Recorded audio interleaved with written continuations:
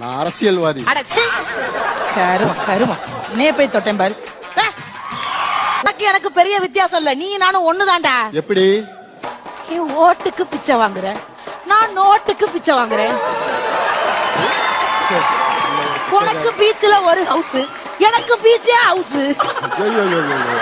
நீ 5 வருஷத்துக்கு ஒரு தடவை தான் தொகுதிக்கே வருவேன், நான் ஆயுசுக்கும் தொகுதியில தான்டா கிடப்பேன். நல்லா பேச. என்ன வளம் இல்லை இந்த திருநாட்டில், ஏன் கையை ஏந்த வேண்டும் வெளிநாட்டில். அதே தான்டா நானும் சொல்றேன், எல்லா வளமும் இருந்துச்சுடா. என்னைக்கு காலம் வச்சீங்களோ அன்னைக்கே எல்லாம் அழிஞ்சு வச்சுடா. தண்ணிய குடிச்சிட்டாங்க, மண்ணை அள்ளிட்டாங்க, மலைய குடைச்சிட்டாங்க, மக்களா அழிச்சிட்டீங்களா படுவாவீங்களா? எனது ஆட்சியில் மதுவை ஒழிப்பேன்.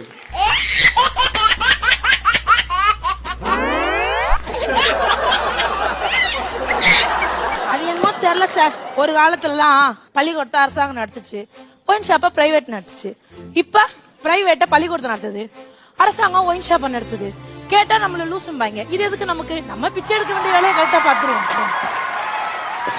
எனது ஆட்சியில் பெண்களுக்கு பாதுகாப்பு கொடுத்தேன். இன்னொரு வாட்டி கூட. எங்கள் ஆட்சியில் பெண்களுக்கு பாதுகாப்பு கொடுப்பேன். பிச்சைக்காரிக்கு கூட உங்க ஆட்சியில பாதுகாப்பு இல்லையாடா? நீ எல்லாம் பெண்களுக்கு பாதுகாப்பு கொடுக்கறத பத்தி பேசுற. நாங்கள் பெண்களுக்கு நிறைய சலுகைகள் கொடுத்துள்ளோம். அப்படி என்ன சலுகை கொடுத்தீங்க? படித்த பெண்களுக்கு வேலை கொடுக்கிறோம், படிக்காத பெண்களுக்கு தையல் இயந்திரம் கொடுக்கிறோம், சுயதொழில் புரிய லோன் கொடுக்கிறோம். இப்படி கொடுக்குறீங்களா? கொஞ்சம் தூக்கி விட.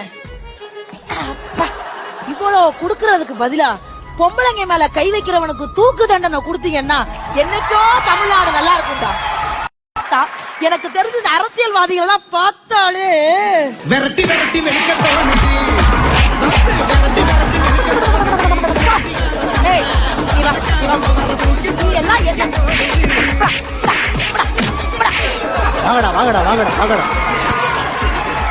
அவனுங்களை சொல்லிலாம் குத்தம் இல்ல சார். சின்ன தம்பி பிரபு, தப்பு நம்ம மேல இருக்கு. காசு கொடுத்தோன்னு வாங்கிட்டீங்களா?